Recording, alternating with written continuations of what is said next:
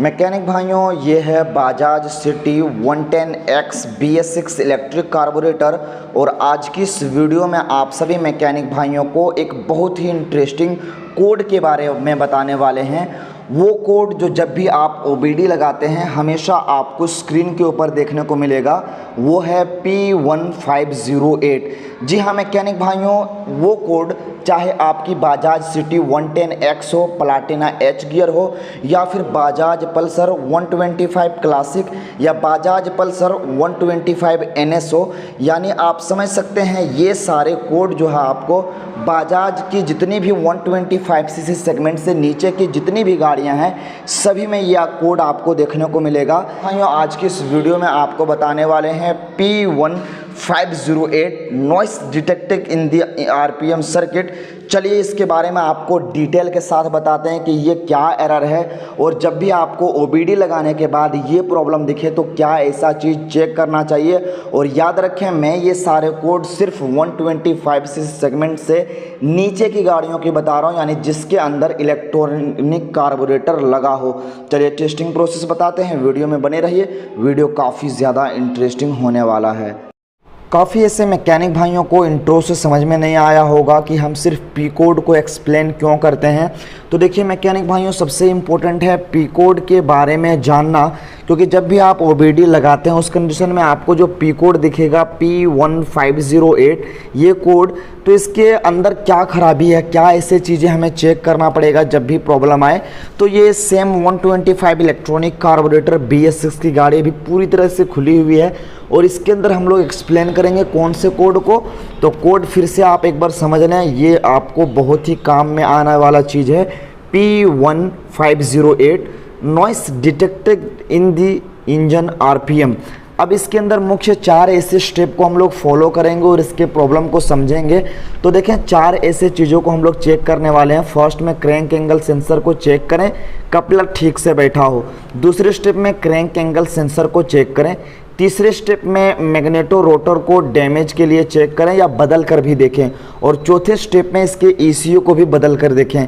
अभी मैं PDF यहाँ पे क्लियर शो नहीं कर रहा हूँ, क्योंकि इसका जो परफेक्ट इमेज आपको स्क्रीन के ऊपर दिखेगा, और वहाँ से आप इजीली इसका इमेज क्लिक कर सकते हैं या फिर स्क्रीनशॉट ले सकते हैं। तो मेन क्या है कि 4 ऐसे स्टेप में हम इस चीज़ को समझेंगे। PDF दिखाने का मेन मोटिव ये होता है ताकि हमारे मैकेनिक भाइयों को आसानी से इस चीज़ को समझाया जा सके कि जब भी ये कोड आए तो हमें क्या क्या चीज़ चेक करना चाहिए। चलिए शुरू करते हैं। सबसे पहले स्टेप की ओर बढ़ते हैं और वहाँ से आपको सारे टेस्टिंग प्रोसेस बताते हैं। 2 आसान स्टेप हैं और 2 थोड़ा टफ स्टेप है, बट सारे स्टेप हम फॉलो करने वाले हैं ताकि आपको कहीं से कोई भी ऐसी परेशानी ना हो। सबसे पहले स्टेप में कंपनी खुद कहती है कि इसके क्रैंक एंगल सेंसर को एकदम अच्छे से जांच करें कि ठीक से बैठा हो, यानी काफ़ी समय इसका कपलर कनेक्शन वीक पड़ जाता है। इसके अंदर हाई वाटर प्रेशर का उपयोग करते हैं जब पानी चला जाता है, या लंबे समय से क्लीन ना होने की वजह से इसके अंदर रस्ट जमा हो जाता है, और इसके एंड में इस साइड से या फिर इसका आउटपुट साइड से वायर काफ़ी समय कट जाता है, जिसके वजह से आपको कोड देखने को मिलता है। तो पहला स्टेप क्या है कि सबसे पहले ये हमें देख लेना है कि इसका कपलर सही से बैठा हो, परफेक्ट टाइट हो। दूसरे स्टेप में कंपनी रिकमेंडेड कहा जाता है कि क्रैंक एंगल सेंसर को चेक करें। ये काफ़ी महत्वपूर्ण है कि क्रैंक एंगल सेंसर को हम कैसे चेक करेंगे। तो चलिए सबसे पहले मैं आपको मल्टीमीटर से लाके दिखाता हूँ कि क्रैंक एंगल सेंसर को कैसे चेक किया जाता है, कितना रीडिंग होना चाहिए, कहाँ पे मल्टीमीटर को सेट करेंगे, कितने ओहम पे, सारी डिटेल मैं आपके साथ शेयर करता हूँ। इसके मैग्नेट कॉइल के टेस्टिंग के लिए, या कह सकते हैं इसके क्रैंक एंगल सेंसर की टेस्टिंग के लिए, जिसे आसान शब्दों में हमारे मैकेनिक भाई पिकअप कॉइल कहते हैं, तो उसे चेक करने के लिए कंपनी रिकमेंडेड बताया जाता है कि इसे आप 2000 ओहम पे मल्टीमीटर को सेट करें। तो ये थोड़ा एडवांस मल्टीमीटर है, इसके अंदर 2000 का जो यहाँ पे मार्क नहीं दिया हुआ, तो यहाँ पे 200 के बाद 2 के आपको दिया हुआ है। अगर आप देखें 20 के जस्ट ऊपर 2 के इस जगह पे लिखा हुआ, यानी 2000 ये है। तो 2000 ओहम पे हम मल्टीमीटर को सेट करेंगे। अब यहाँ पे सेट करने के बाद इम्पोर्टेंट ये है कि कौन से कलर कोड पे हम इसके मल्टीमीटर को सेट करेंगे। तो यहाँ पे अगर देखा जाए तो सिर्फ आपको 3 तरह से ऐसे वायर देखने को मिलेंगे।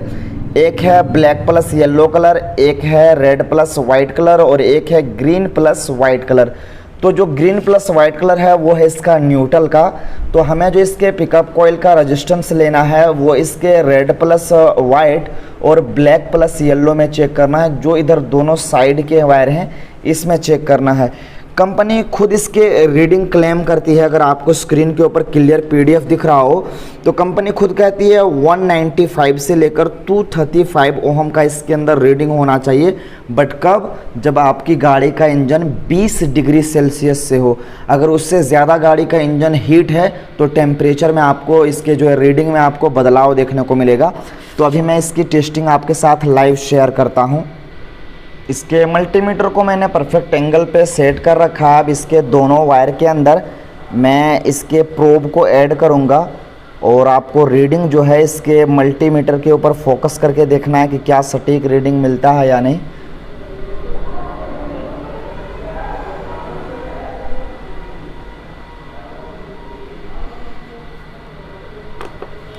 रीडिंग यहीं पे देखने को मिलेगा आपको परफेक्ट। काफ़ी समय ब्लैंक भी आता है, फिर कुछ समय बाद आना शुरू हो जाता है।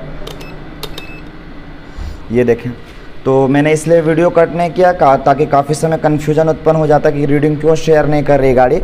देखें 2000 ओहम पे मैंने इसे लगाया है और रीडिंग क्या आ रहा है 389 यानी 389 का इसके अंदर रीडिंग आ रहा है। बट कंपनी का रेंज जो है 295 लास्ट है।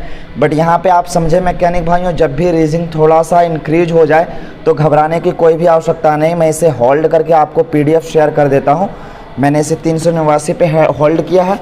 अब आपको पीडीएफ दिखाता हूँ कि कंपनी यहाँ पे कह रही है, अगर देखें इस जगह पे 235 लास्ट बता रही है। बट वो कब? जब आपकी गाड़ी 20 डिग्री सेल्सियस तक गर्म हो, यानी उससे ज़्यादा इंजन हीट रहेगा तो रीडिंग में बदलाव आपको देखने को मिलेगा। तो घबराने की आवश्यकता नहीं है।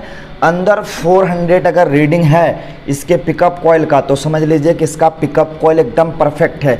एक और टेस्टिंग प्रोसेस यहाँ पे कंपनी रिकमेंडेड यूज करने को कहा जाता है, क्योंकि यही रीडिंग ऊपर नीचे फ्लक्चुएशन की वजह से प्रॉब्लम उत्पन्न हो सकता है। तो उसको लेकर एक और यहाँ पे बताया जाता है टेस्टिंग का मेथड, वो ये कि कनेक्टिविटी पे मल्टीमीटर को सेट करेंगे। इसे हम यहाँ से हटा देते हैं और मल्टीमीटर को यहाँ पे कनेक्टिविटी पे लगाएंगे, इस जगह पे जहाँ पे बीप बजता है वहाँ पे लगाने के बाद इसके न्यूट्रल स्विच पे एक वायर लेंगे हल्का हरा और काला पीला तार पे। तो यहाँ पे देखें काला पीला तार इस जगह पे और हल्का हरा। अब जैसे दोनों वायर को हम टच करेंगे तो बीप का साउंड उत्पन्न होना चाहिए। अगर बीप का साउंड उत्पन्न होता है तो समझ लीजिए कि हमारा वायरिंग हार्नेस भी परफेक्ट है। यहाँ पे अगर देखें तो काफ़ी ऐसे अच्छे मैकेनिक भाई भी हमारे कंफ्यूज हो सकते हैं, क्योंकि अगर देखा जाए जो कंपनी रिकमेंडेड बताया जाता है पीडीएफ में कि 2 तार में अगर आप वायर टच करते हैं मल्टीमीटर के टर्मिनल को तो बीप का साउंड उत्पन्न होगा। तो यहाँ पे आप ये समझ सकते हैं कि पीडीएफ में आपको सारी चीज़ें लिखा हुआ नहीं मिलेगा, कुछ आपको खुद से भी माइंड लगाना पड़ेगा। क्योंकि मैं जब इसके अंदर दोनों टर्मिनल को ऐड किया काफ़ी लंबे समय तक बीप का कहीं से कोई भी ऐसा साउंड उत्पन्न नहीं हुआ। तो यहाँ पे आपको माइंड क्या लगाना पड़ेगा, आप समझ सकते हैं कि 2 तारों को बीच में कनेक्टिविटी लेने के बाद वो हमारा बीप बजेगा। और कौन सा तार बता रहा है? न्यूट्रल का। तो ये जब यहाँ से बीप बजेगा, जब यहाँ पे इसको सिग्नल मिलेगा इसके स्पीडोमीटर से, तो आप समझ सकते हैं करना क्या है आपको 2 वायर का टुकड़ा लेना है। सबसे पहले इस तरह से एक वायर का टुकड़ा लेंगे हम और उसको ऐड कर देंगे ग्रीन प्लस वाइट वाले वायर पे, यहाँ पे ऐड कर देंगे। और एक वायर का टुकड़ा लेंगे और उसको ब्लैक प्लस येलो वाले पे ऐड कर देंगे। एकदम आसान ट्रिक है, बट सारी चीज़ें पीडीएफ में लिखा नहीं रहेगा। कुछ दिमाग आपको भी लगाना पड़ेगा जब कनेक्टिविटी इसका चेक करें, वायरिंग चेक करें, इसके कंप्लीट सीकेपी को चेक करें, तो आपको कुछ माइंड खुद से भी लगाना पड़ेगा। इसके दोनों वायर से मैंने कनेक्शन ले लिया है ब्लैक प्लस येलो और ग्रीन वाले वायर पे।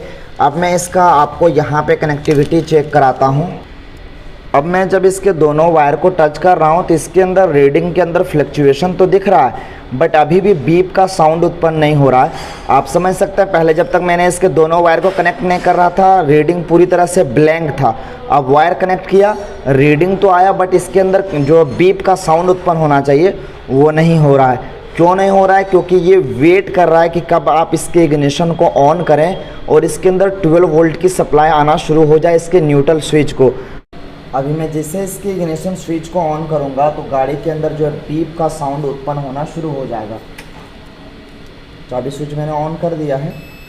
अब देखिए, तो ये है टेस्टिंग का परफेक्ट तरीका। और ज़्यादातर केसेस में जो प्रॉब्लम होता है वो इसके क्रैंक एंगल सेंसर से ही प्रॉब्लम होता है। तो 2 स्टेप को मैंने क्लियर कर लिया है, एक क्रैंक एंगल सेंसर को कैसे चेक करें। अब इसके आगे स्टेप को हम बढ़ाते हैं। तीसरे स्टेप में कंपनी खुद कहती है कि इसके मैग्नेटो रोटर को डैमेज के लिए चेक करें। काफ़ी समय इसका 1 वे रोलर जो है ख़राब हो जाता है, जिससे जो है गाड़ी जो है आरपीएम के अंदर काफ़ी ज़्यादा नॉइज़ डिटेक्ट करती है और काफ़ी समय सेल्फ स्टार्टिंग का भी प्रॉब्लम करता है जब 1 वे ख़राब हो जाता है। तो 1 वे के डैमेज के लिए मैग्नेटो रोटर डैमेज के लिए चेक करें। अगर ख़राब हो तो इसे ज़रूर से ज़रूर चेंज कर दें। लास्ट और चौथे स्टेप में कंपनी रिकमेंडेड बताया जाता है कि आपने सारी चीज़ें चेक कर लिया, इसके पिकअप कॉइल भी चेक कर लें, इसके मैग्नेट साइड भी कॉइल चेक कर लें। अगर नहीं सोल्यूशन मिलता है तो आप इसके ECU को बदल कर चेक करें। बट अभी हमारी गाड़ी का ECM ख़राब नहीं है। मैं चाबी स्विच ऑन करता हूं तो मीटर में चेक लाइट जलता है। साथ ही साथ हमारी गाड़ी का एयर इंजेक्शन एक्चुएटर और ऑटो चॉक भी परफेक्ट तरीके से काम करता है। तो दोस्तों आप समझ सकते हैं, एक वीडियो से मैंने इसके कंप्लीट जो कोड है यानी P1508 का कंप्लीट सोल्यूशन बताया कि कैसे कैसे चेक करना है। और मैं ये खुद मनगढ़ंत नहीं बता रहा हूँ, खुद कंपनी कह रही है। बट टेस्टिंग का प्रोसेस आपको खुद उपयोग में लाना पड़ेगा। कुछ ऐसे चीज़ें हैं जो PDF में भी डिटेल नहीं दिया होता है, वो आपको खुद से माइंड लगा के चेक करना पड़ेगा। तो याद रखें, नेक्स्ट टाइम जब भी ये कोड आपको देखने को मिले तो ये सारी चीज़ें चेक करने के बाद अगर ECM को रिफ्रेश करते हैं तो ऑटोमेटिकली कोड चला जाएगा। कभी भी आपको नेक्स्ट टाइम प्रॉब्लम उत्पन्न नहीं करवाएगी बाइक। तो चलते हैं, फिर मिलते हैं नेक्स्ट वीडियो में। तब तक के लिए थैंक्स फॉर वॉचिंग।